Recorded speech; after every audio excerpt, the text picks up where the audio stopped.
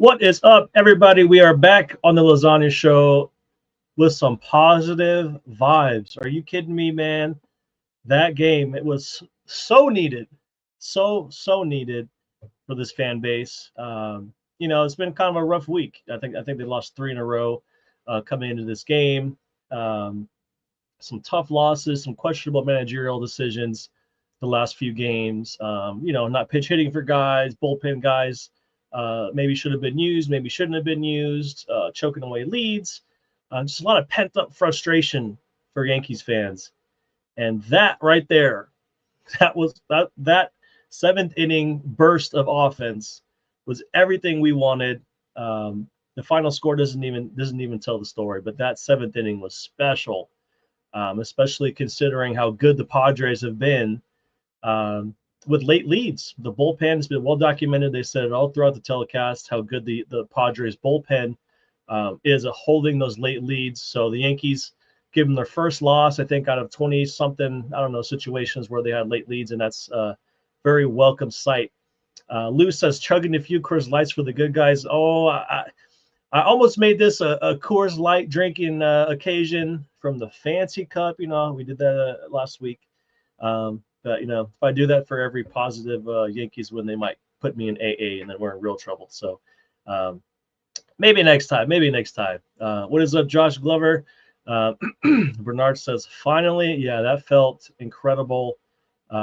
Just a breath of fresh air, a release of tension and frustration, irritation, and every other Asian you can come up with after watching a few very irritating games. But let's get into the game a little bit. We got to talk about Clark Schmidt.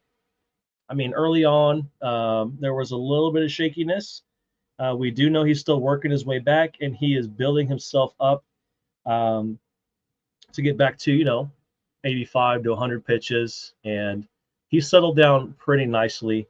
Final total there was 6 innings pitched, 2 earned runs, 4 Ks, which is pretty it's he did give up 7 hits, which is a little frustrating. There was that balk. The balk was questionable. I think outside of maybe the infield fly role, I think the balk, what determines a balk is a very misunderstood, type of role and situation in Major League Baseball among the fans. Most of it comes from deception. You got to be, once you come set, you can't move your shoulders. Clark was going from the windup with the bases loaded, and he kind of has the little shoulder twitch as he kind of gets into his rhythm, and then he starts to rotate, and then he starts this movement, this whole, take a step, spin, do the whole windup. And it just seemed like in that instance when they called the balk, that he never stopped with his little shoulder twists, his little rhythm, whatever he wants to call it. As a hitter or a runner, you can't tell which one of those twists is going to be the actual one where he starts his motion. So I'm guessing that's why they called the balk there. Once he comes to a complete stop and then steps and does his motion, then obviously that would not have been a balk, but it just looked like he continued to do that little shoulder shake. So whatever. In the grand scheme of things, nobody cares. It didn't end up being a big problem, but in the moment, it was kind of like, damn, that was pretty irritating, especially with the bases loaded. Definitely not a bot 44. It's a funny name. It says Clark was resilient today. I liked it. He was. He battled in there. Some tough hitters. He got Tatis a couple times. Machado, Bogarts. He hasn't been great lately, but had the big hit yesterday. So definitely a positive sign to see that. Lou says, what I loved about that inning was most of the damage was done with patience at the plate and timely hits. Wells' grand slam was a cherry on top. Absolutely. I mean, the Wells grand slam was, put it out of reach, very enjoyable. But the guys before that did a whole lot. Mike says, we all needed this game. Haven't seen the offense come through like that for a minute. Yeah, I think they said they hadn't scored that many runs in one inning since 2015. So going on almost 10 years. Definitely we saw something special tonight, and we hope that is, something that will carry on into future games, very recent games, hopefully tomorrow into the next series, whatever, and gets this offense going. Mike also says there was a weird leg thing there. It can't be met at the balk. I've seen less called. Yeah, I mean, it looked like the umpire was kind of watching that for a while, and he finally decided, if I see him do that again, I'm going to call the balk, and he did. So, it is what it is. And Def Not About 44 says, Shh, Alex, I want to enjoy the positive vibes. No, absolutely. We are vibing hard after that great win. After Wells hit that ball, it was like the cherry on top is the perfect way to put it, because it was like we're all happy and excited about what we've been watching, and that as soon as Wells squared that up and he just kind of staring at it, and we all knew where the hell that was going to land, we just started laughing and smiling. Like, it was just a great release of frustration. And Wells is one of my guys. If you follow me on Twitter, I'm always talking about give Austin Wells 600 plate appearances, let him get free run, get as many bats as possible, because I think the bat is real. I think he's going to be a 20 to 30 homer guy, for most of his career, especially during his prime, especially playing at Yankee Stadium. The guy, that pull side power is the real deal there. I know he got some comparisons to Kyle Schwarber. Yeah, I don't know if I see that quite yet, but moments like today, lefty lefty, definitely a positive sign to see from Austin Wells, and I want to see him get as many plate appearances as possible so he can keep that rolling. I think, let me see. I think Austin Wells in the very most recent games has been playing very well. Austin Wells in his last, let's see, I got it here somewhere. So Austin Wells in his last 7 games, an 869 OPS, fantastic. Austin Wells in his last 15 games, a little bit more sample size, an 844 OPS. Obviously, some of that comes from the grand slam he just hit, but that's fantastic, especially from a catcher who, kind of started the year off a little slowly. But, for him to take that next step this year as a young player, we want to see that consistent run. We want to see consistent plate appearances and more production offensively. And tip of the cap, man, he has been fantastic lately. Another guy I wanted to touch on really quick, who was an unsung hero, not really a hero, but Cody Bellinger, last 7 games, 855 OPS. Last 15 games is 776 OPS. So Cody Bellinger's coming along too. If we can have Cody Bellinger and Austin Wells and Anthony Volpe and Jason Dominguez and Trent Grisham, if all these guys are going to hit at the same time, this can be a very exciting lineup. There's been some lean moments the last few days, but that 7th inning was special. And one of the things I wanted, we can kind of go piece by piece with that 7th inning as I scroll down to find it. A right-handed Jason Dominguez was the one who started the game, started that inning off. You had Morejon in there throwing 97, 98 from the left side. Jason Dominguez's struggles from the right side have been well documented lately. So, it's great to see Jason Dominguez smoke a double to get that 7th inning started off a tough lefty. And, as he plays more, he's going to get more opportunities to show himself. And I've been tweeting about it the last couple weeks. Jason Dominguez is only going to get better at hitting lefties by facing them more. You can't sit him every time there's a lefty in there. So tip of the cap to the Yankees for letting Dominguez have that moment against a tough lefty in that spot. And he looked fantastic. So definitely a positive there. Couple of comments here. Jones says, Wells in the minors is always a slow starter. Very true. Josh says, offense is slowly coming around. I'm excited for Giancarlo. Yeah, that'll be fun once he gets back. Another power bat in there. We could definitely use the right-handed side power as well. Juan says Grisham took it easy tonight so the young guys could shine, like on purpose, right? He didn't hit it on purpose. Josh says we'll see a heal in a couple weeks. Yeah, that'll be exciting. Def Not About says yes, Juan. The fact that most of his production came from the youngies is super inspiring. Absolutely. So you had Dominguez leading that inning off with a double. You had Anthony Volpe, the opposite field version of Anthony Volpe, when he's hitting that ball inside out to the right side of the field, middle oppo, is the absolute best version of Anthony Volpe. We've been saying it for days and days and weeks. And it's fantastic to see that, facing a lefty, tight game there in the 7th. Just so exciting to see that. So not only Jason from the right side hitting that double, setting the table there, but Anthony Volpe right after that smokes the ball oppo. So 2 young guys and 2 huge positive signs out of them offensively that we've been wanting to see, and it happened back to back. So absolutely fantastic. Real quick, guys, if you're watching on Twitter or if you are watching on YouTube, please find the Lasagna Show on YouTube, like this video, subscribe to the channel, copy the link, send to your friends and family, and let's go on this baseball ride together the rest of the season. It's going to be a really good time. And we're going to keep doing these shows Monday through Thursday. Most of them will be post games. We're going to have fun with it. I want to read your comments. I want to interact with you guys. So this is definitely a fun way to get that rolling. The feedback has been very positive so far. I appreciate everyone who's messaged me privately and told me to keep doing these. So we're going to keep going. We're going to keep building. We're going to have fun with it. So I'd love to have you guys all for the ride. So back at, so you got a Dominguez double, you got a Volpe single. Austin Wells hits a hits a single as well. Great sign. And then we got the Oswaldo Cabrera bunt. Holy shit, man. It just, it goes back to the fundamentals. A lot of people talking about, the Yankees don't practice the fundamentals. I think league-wide, most teams don't practice bunting. It just is what it is. It's a lost art. I know when I used to play and I used to get the bunt sign, especially on sacrifice, I didn't like to square super early because you kind of get locked into that position and you don't have the, I guess you can say, flexibility or the type of rhythm to kind of adjust to wherever the pitch goes. You're just kind of frozen in that position.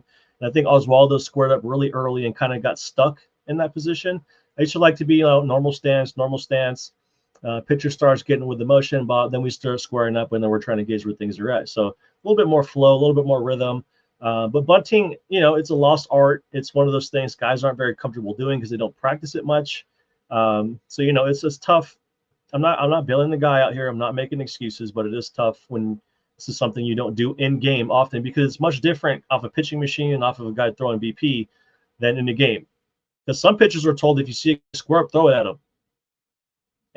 I mean, some coaches will tell you to do that. So, it's a little uncomfortable. A fastball up in the zone, it's really easy to pop it up.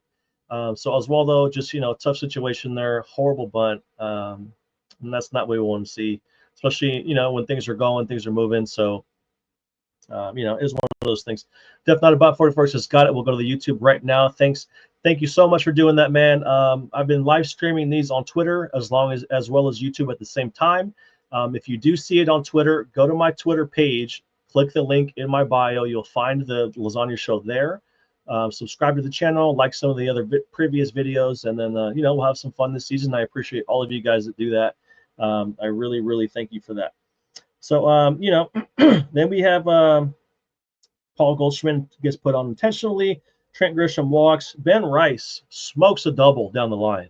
You just can't say enough about Ben Rice right now. The guy has been hitting since day one of this season starting, and he looks like the real deal. I mean, you think about a guy who is, he's in the Dominguez, the Volpe group, the Wells group. This is a young guy getting, his first shot at free run. I know he had spurts of success last season, and then the league kind of adjusted to him. Young guy, he wasn't able to adjust back, had some slumps there. So, it's definitely tough growing pains when you're trying to become a major league hitter that can consistently contribute. And Ben Rice looks like he's found it. I mean, I know we're just into May. It's still pretty early. But if he can continue this sound approach to where he just looks comfortable, he understands his strike zone, he understands where he wants pitches. He's not chasing outside of that. He looks like a vet up there. And the guy's only been around for, maybe in total a year and a half, maybe less than that. So it's definitely a welcome sight to see Ben Rice continue to pound the baseball. We look forward to seeing a lot more of that. So it's been awesome. Let's see here. Def Not About says, found it. Thank you so much. Bernard says, click the like button. Absolutely. Like the video. Subscribe to the channel. I would greatly, greatly appreciate it. John Falchetta says, got to get Rice playing third. What could it hurt? I've seen a lot of people say that, and maybe there is a possibility that Rice can play third base. Who knows? But it's not an easy position to learn if you haven't played it previously and if you're not practicing it every day. I think Rice is getting a lot of reps at first base, plus he's a former catcher, so maybe some backup role there. It would definitely be an experiment to get him at third. We don't know if he has the range for it. We don't know if he has the quick hands for it. We don't know if he's got a strong enough arm. Obviously, the reaction time, he's been a catcher, so he can definitely react. But, there's some tough hops over there. There's times where you got to charge a swing and bunt. There's times where you got to backhand towards the line to make a long throw. Sometimes you got to shade towards the shortstop layout to, cut off a ball that might be a seeing eye single to get through the 5-6 hole. So there's a lot to learn at third base. I wouldn't mind if they were to try him there a little bit and on the backfield, or no, not backfields, but out there, pre-game, very early work, defensive work, just see what it looks like. See if maybe there's a possibility he could learn it a little bit, but I wouldn't get my hopes up too much there.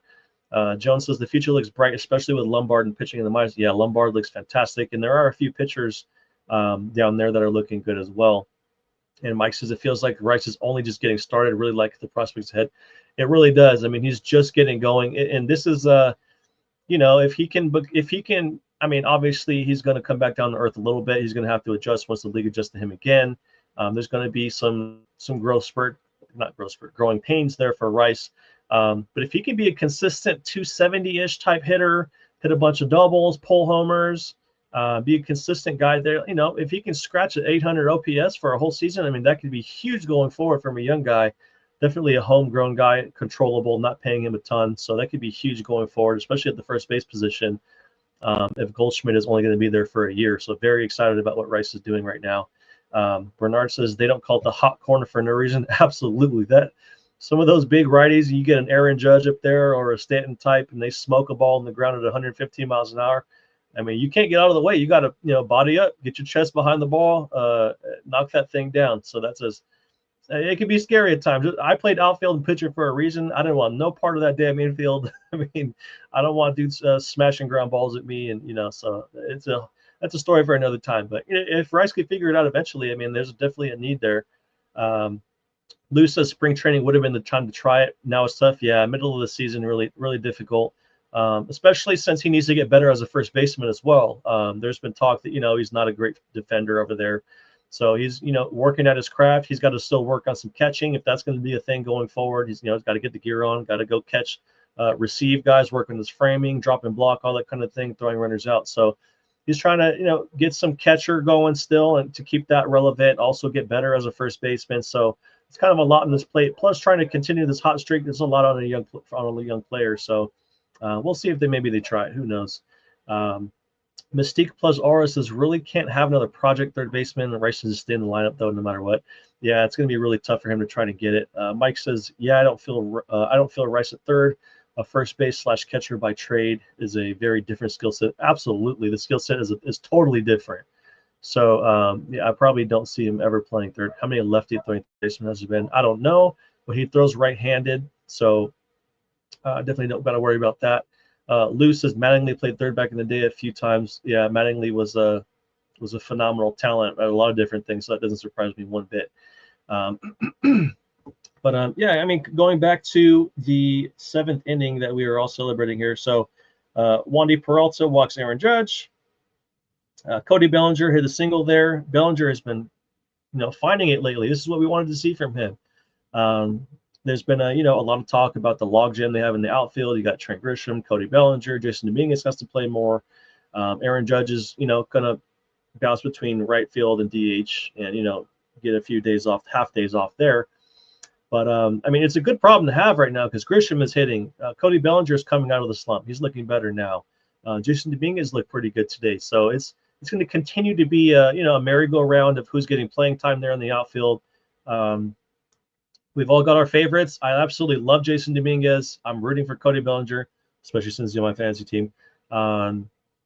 There's a lot of guys. T. Rent is my guy. Aaron Judge is, baseball god. So there's a lot going on there. I'm not sure how it's going to play out. First guy that slumps might be the one sitting for a while, but for now, it's a great problem to have. And those guys all showed up today. Volpe had multiple hits in the inning. Then we have the Austin Wells Grand Slam. So a lot of great things to see in that 7th inning. And, this is what we hope to see from this young group. They're going to get a lot of playing time this season. Oswaldo at third, Wells behind the plate. We're going to see Jason playing a lot of outfield. We got Volpe at short, obviously. Ben Rice is going to get his fair share of playing time. So there's a lot of young guys in the mix this season that are going to have to grow together. They're going to have to contribute. They're going to have to take that next step as Major League Baseball players that are playing every day. And that 7th inning is kind of, a glimpse of hope. That is what we hope they all become. It's not going to happen every day, but They're all it's a very capable group of guys, and it's very exciting um, going forward there. But yeah, funny to see Michael King back in the Bronx. He looked pretty solid. Obviously, Aaron Judge just missed in his first at bat, going to right field there. So Michael King's like, damn, I got away with one. And then Judge comes back up, doesn't miss the second one. Aaron Judge is just an absolute freak of nature, and you know, facing a former teammate there, pretty funny. Guys are going to have some bragging rights when they text each other. Those guys still talk, absolutely. So definitely great to see Aaron Judge get to Michael King. But Michael King's been really good. He went 6 innings, 2 earned runs. His season ERA is down to 2.22. So the guy's been great. We know he's going to be a free agent this offseason. A lot of Yankee fans are talking, maybe a reunion with Michael King after the season. But if he stays healthy and continues to pitch the way he has, it's going to be, pretty expensive. Plus, we're thinking about a possible Kyle Tucker kind of deal going on there. So definitely some things to look forward to in the offseason. But Michael King definitely looked good. Maury Home looked terrible. I mean, he had been relatively solid. A couple times before that. I mean, his game logs were pretty solid, but he just did not look good today. Obviously, a live arm, but very rough. And our old friend Wandy Peralta, the old changeup master, the good old lefty there. I mean, 0.2 innings pitched, and he gave up 6 earned runs. So definitely some no home cooking for Wandy Peralta back in the Bronx there, and we love beating up on him there. But overall, I mean, we hit their pitching pretty solid. 8 innings total were pitched, 10 hits and 12 earned runs. So a very good showing from the Yankees offense. Tim Hill didn't have his best stuff today. Going back to the Yankees pitching, he did give up 1 earned run. He got 1 out. So Cruz comes in and didn't look as sharp as he had previously. There was the at-bat there with Tatis that really frustrated me because obviously when you have one pitch that is so dominant, you can throw it over and over and over again. There's really no need to, go to the fastball often, especially against a great hitter, to try and set up the splitter. A lot of talk during these games is, Cruz has to get ahead early with the fastball so he can set up the splitter. Not necessarily true. Mariano Rivera threw a bunch of cutters all the time. Doesn't matter. Curt Schilling threw a ton of splitters. Some of these guys that have the one pitch that's that dominant, and Cruz has that one very, very dominant pitch, you can throw it in any count, early in the count, late in the count, behind the count, ahead in the count. Doesn't matter. You can throw it whenever you want. So when he kept throwing these fastballs Tatis, I'm like, I just don't understand it. He gave in. Tatis got a fastball, and Tatis rifled it to right center. And then they learned their lesson against Machado. Splitter, splitter, splitter. He's gone. So I'm like, why would you go to a pitch that is obviously one of his lesser effective pitches, which is that fastball, sinker, two-seam, whatever the hell you want to call it, against a hitter like Tatis and give him an opportunity to beat you there? It just didn't make sense to me, but glad that it didn't matter in the grand scheme of things. But going forward, I mean, they can't be afraid to let Cruz throw that split in any count, ahead, behind, early in the count, late in the count, great hitter, bad hitter, late in the game, early in the game. You got to throw that split, man, especially to Tatis. You cannot get beat on your secondary stuff or your lesser great pitches in the moment like that. You just can't do it, especially in a close game. But, like I said, we had the 7th inning. It's a moot point now. Nobody cares. But, little stuff like that just kind of bothers me sometimes, especially when you're playing a good team late in a close game. Let the guy throw the split. You don't got to spam these fastballs in there, because it's 92 to 94. It doesn't. I don't think it grades out well. I think one of those new statistics that a lot of people are looking at now, especially on Twitter, is stuff plus. I think it's on a scale of 100. Above 100, obviously, is an above average pitch, and below 100 is a below average pitch. So, certain pitchers have stuff that's above 100 and is very, very good. Some guys have certain pitches that are below. I think Cruz's fastball, sinkers, whatever the hell you want to call it, thing is pretty below average. And the split is phenomenal. So throw the split as many times as you can. And the fastball is more of a show me pitch. Throw it up in the zone to maybe set the split up. If you've been spamming splitters, just show them something a little different. It doesn't have to be a strike. It could be above the zone, could be a little off the plate, could be inside, back a dude off a little bit. So there's situations where you can use the fastball splitter to change things up a little bit, change the eye level, change up the sequence, and get right back to that split. You don't have to set it up, but it could just be, a little change of pace. That's all you got to do. So going forward, I'd love to see Cruz not giving in to great hitters throwing that fastball in the strike zone. You don't have to do that. Throw the split. You can tell them you're going to throw the split, and they still probably won't hit it. Use that thing. Lou says when you have such a dominant pitch, you never want to get beaten in secondary stuff. Absolutely, especially in a close game to a great hitter. You just don't have to do that. Throw the split, man. Mike says, seriously, that splitter is lethal like Rivera's cutter. It's a special pitch. It really is. It's not every day you find a guy who has a pitch that it might be the most dominant pitch in the whole league. It grades out very well, and he gets a ton of strikeouts on it. Guys know it's coming, and they still can't hit it, so very exciting. Danny R says, what do we think about De Los Santos, new pitcher? I think he is maybe a mop-up kind of guy, middle reliever guy. Really not a huge role for him at this point. We saw him come in there late when the Yankees had a huge lead. So, kind of watch and see. We will see where that goes. Jones says, hopefully Cruz doesn't get Scott Proctored. Yeah, Scott Proctor threw a ton back in the day, and Joe Torre wore that dude out. Eddie Snap says, still can't use seeing King in a UPS outfit. Yeah, those Padres uniforms get a ton of slack for looking like UPS uniforms. That is for sure. Mike says Cruz's strike out of Manny was pretty sweet, though. That pitch is filthy. Absolutely. And you can tell, okay, Tatis, they come inside with the fastball sinker, whatever the hell you want to call it, gets smoked out to right center. All of a sudden, there's trouble. Manny Machado comes up, split, strike three, done. Like that's it. You don't have to mix in the heater. Throw the split early, throw it often. If you're spamming it too much and the hitter kind of picks up a little bit, you can show them something else with the heater and go right back to the split. You don't got to set it up, like they tried to do with not Machado, but Tatis there. Just unnecessary. Jones says he won't be here long, referring to De Los Santos. Could be true. But it is good to see Cookie Carrasco be DFA'd. Maybe he clears, maybe he doesn't get claimed and he goes to the minors and accepts the assignment and we see him later. But for now, we will not have to deal with him. I think there's a few off days coming up where they can line up the rotation to where they only need 4 starters. So that's good. We know Stroman is pretty close. Unfortunately, we're probably going to see him soon. Roster might get a little jumbled up when Stanton comes back, who's been hitting off live pitching today. So he's getting close.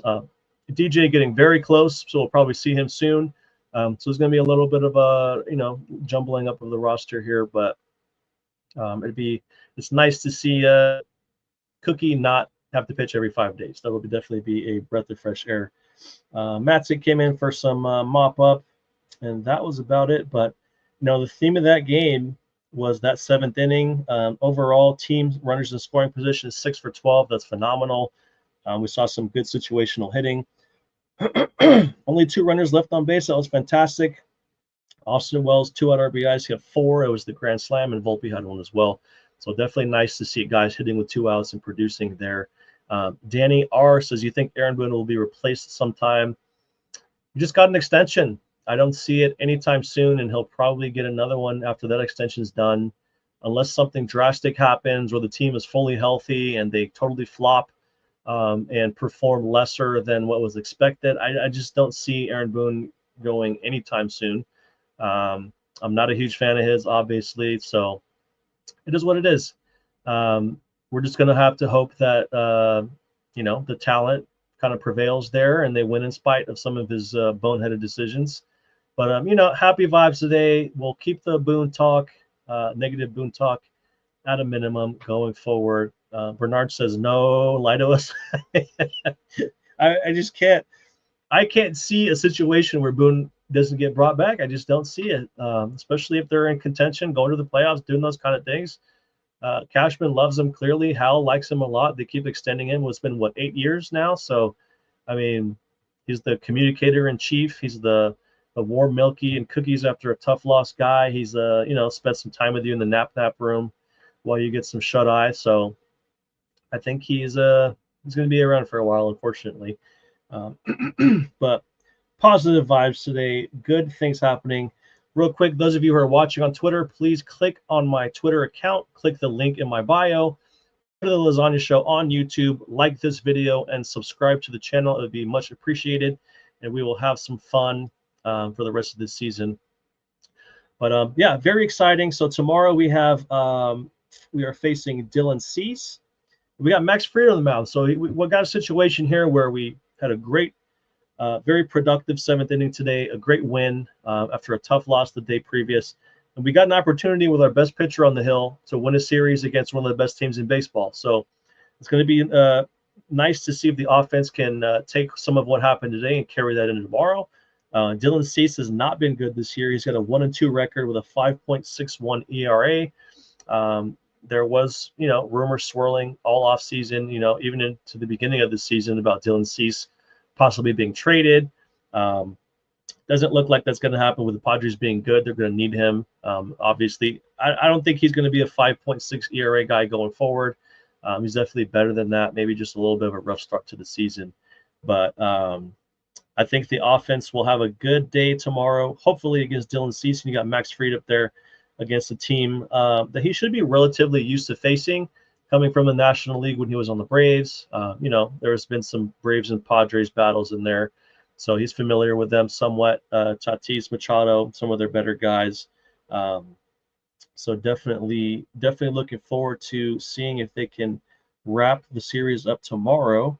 Then we got an off day on Thursday, and then Friday the Yankees are at the A's new facility. Well, not new facility, but at the Sacramento minor league ballpark against the A's, who, as of right now, have an equal record to the Yankees. So the A's are no slouch.